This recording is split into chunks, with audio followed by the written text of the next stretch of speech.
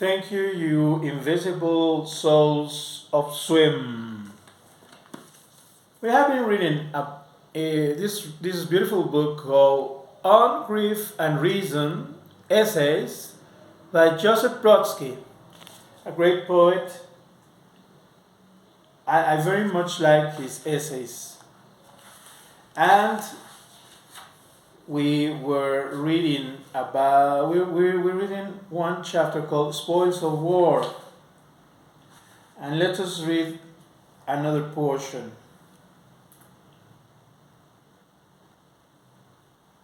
Let's see.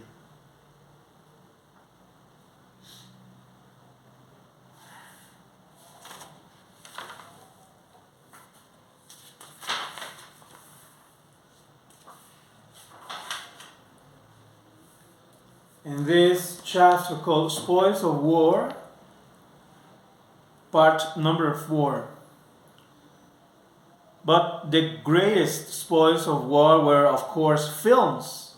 There were lots of them, and they were mostly of Hollywood pre war production, with, as we were able to determine 2 decades later, Errol Flynn, Olivia de Havilland, Tyrone Power, Johnny Weissmuller, and others. They were mostly about pirates, Elizabeth I, Cardinal Richelieu, etc. Nothing to do with reality. The closest they approached to our time was in Waterloo Bridge with Robert Taylor and Vivian Leigh. Since our government wasn't keen on paying for the rights, no credits were given and, as a rule, no names of characters or actors either. The show would start in the following fashion. The light dimmed, and on the screen, in white letters against a black background, this message would appear. This film was captured as a military trophy in the course of the Great War for our motherland. It would flicker there for a minute or so, then the film started.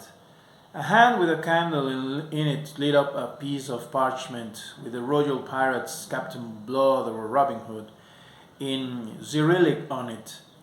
That might be followed by an explanatory note indicating time and place of action, also in Cyrillic but often fashioned after Gothic script.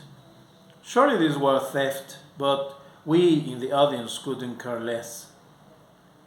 Surely this was theft, but we in the audience couldn't care less. For that, we were too absorbed in reading subtitles and following the action.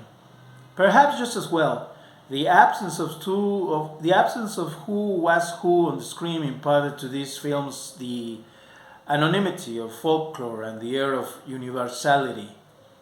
They held us in greater sway and thrall than all the subsequent output of the neorealists or the nouvelle vague. The absence of credits made them openly archetyped at the time, the early 50s. The last years of Stalin's rule. The Tarzan series alone, I dare say, did more for the Stalination than all Khrushchev's speeches at the 20th Party Congress and after.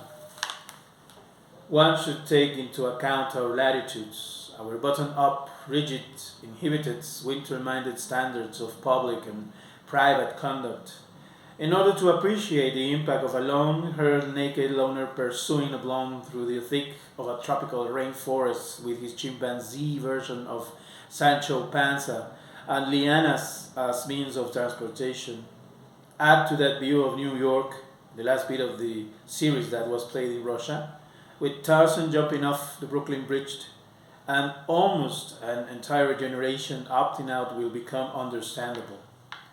The first thing that came in was, of course, the haircut. We all turned long haired at once.